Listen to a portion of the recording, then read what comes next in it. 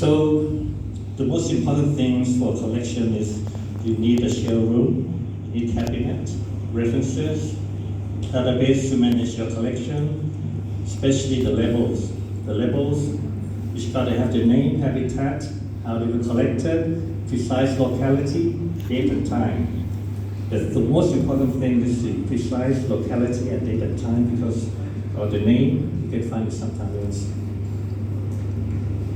So this is my showroom, how I keep my shelves today. When I'm going to have a shell museum, what you should have is that the shell cabinet or rooms the museum should be neat, ordered, systematically, full information for every specimen, a good management system, and environmental control. This is you will see, if you don't have all these things, especially the environment control, it will destroy all your shelves within years. So this is my showroom at home. I've got about 800 rollers, and I manage them starting with the systematically with the archaeogastropods, which is the order of the gastropod that's quite old, like split shells and gastropod and so on. This is my systematic arrangement in my shells room. I divide it into marine, freshwater, terrestrial, and right now there's so many, so it's starting to sort by lots. Means that you have one lot from each locality, like from Australia, New Zealand, something like that. Just put it in one place, even though they are from various classes or families. And this is some of the drawers that I mentioned in my collection. You can see that they're quite neat, and every shelf will have the labels. So this is for future generations, because I don't know which museum will get my collection. I'm not going to sell, but I'm going to donate. I don't know which museum will get it. So the next one is the references. This is my references on Mollusca, on the shelves with text journals, magazines, research papers, and from the internet. What I talk right here now today is to inspire your all the kids for the future of your collections. You can see that in 1924, when I was very small, these are the books, the book that I wrote and listed on my shelves manually. But right now in 2023, it's computerized, as you can see on the left and on the right. As historical papers, I mean the books. So I designed and created my own database for myself, because I asked anyone, they will not do it for me because they don't know what I want. So I do it myself. It needs a lot of effort.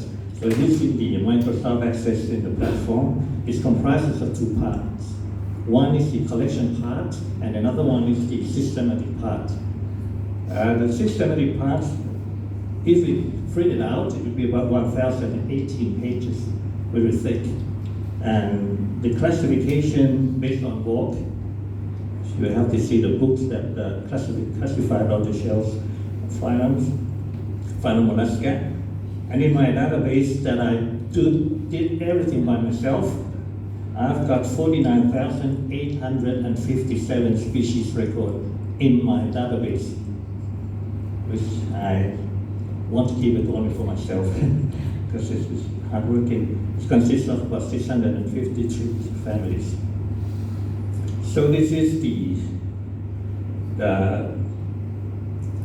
page of some of the page of my database.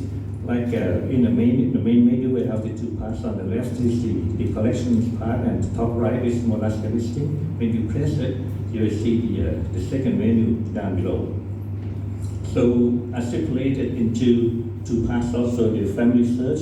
I mean search by family, or use the species search. And report view is for the printout of the report, over 1,000 pages. And this is the example of the search for the species classification. You just search for the family. You click at the class, and then you search for the family. Then you click for the classification. And you copy to your part of the collection part to add it into your species that you own. And then on the bottom one is the specimen. You just click the number that you want, the species, and then you just put in information. And on the right side, you can see many types of levels, about 10 types of levels. This is my evolution of levels in my collection since 1970s. You can see it's just a stamp, and with the handwriting. And a better one is stamped with more information in 1980s with handwriting, and in 1990s it's print out with handwriting, and printed thousands is computerized, and right now it's with barcode. So when you use the barcode, then you can see all the information in your computer.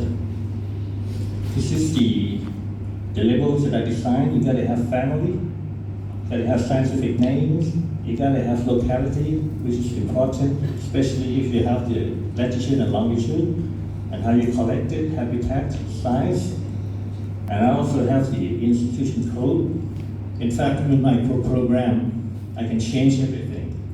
Like NHM, Natural History Museum, Shells Collection, or something like that. Just click and change, and everything in my database will change. So one important thing is the experience over 55 years. You can see that the world keeps changing, and specimen becomes the evidence of the change. So we have to keep up collecting. Some species extinct, but we don't know. But if it's extinct, it will extinct forever. It never come back. Such as some freshwater castle in some canals in Bangkok, which has been dumped. They are extinct right now. And some specimens that invaded species or the alien species that you need to, like the apple snail, is from Africa, but right now it's destroyed all our freshwater snails. And so we have to keep up and do the research for it. And some of the shells from China has been Hyreopsis, the bivalves, has migrated from China to Florida. And some of the shells that I collected myself from Hawaii is the African snails, Chitina furica. That's I've collected myself there. Just imagine how far from Africa to Hawaii. And this is the diversity of just one species, the Cibella nobilis, in my collection. I just put the example and show in the Facebook. This is the same species, but has the variation patterns. You can see from the northeast side of Thailand, the subspecies, the parrot, from Patani, the albino from Vietnam, from Penang, Sumatra, from Java, from Bali, the Philippines. They all have different patterns. But it's like this. It's not that I just match the species, the specimens, and then just show. It's not like that. It's in stomach, very fast. So this is the localities of each specimen. You can see the size change. You can see the comparison of the size of the shells of the same species. And you see the color variations, and you see on the bottom. On the left side is the typical, and on the far right is polluted. You can see the Coca-Cola cans on the shells, the carrier shells. So the most important consideration for a collection is how to keep the shells. You need the how to keep the color and shape. So this is the how to consider the sunlight, prevent sunlight. You need to control the temperature, the dust, humidity. You need the cushion and prevent the toxic substance. This is important for collections. Some species need very humid environment because they may crack the outer surface, just like the mussels, just the bivalves. And some should be really dry because the Coca-Cola lid may be stained, so you need a very dry environment. Most importantly is the oiling. Prevent the glossy shells, just like cowries, the Olividae and Marginalidae. In the long term, it will be flat, about 10 or 20 years. This is the experience, it will be flat. It will not shine anymore. Okay? Finish? So the question you need, the ink, the hands, the floor, the drawers, you can look at the slide later. It's very careful about it. Another strange thing is that I keep my shells in the refrigerator. Keep the color. So it started from collecting for over 55 years. These are shells that I've identified by myself, 6 species. Named after the far right, on top I named after my mother. It's a reason why. And these over 20 species of world record size in my collection. So, in conclusion, it's hard and delicate. Work needs space. Each family needs different needs in caring. So physical evidence. The use of land destroyed the habitat. So its fact quality changes. And the last is the very good way for the future education. These are the drawings I did myself in my leisure time. So, any questions?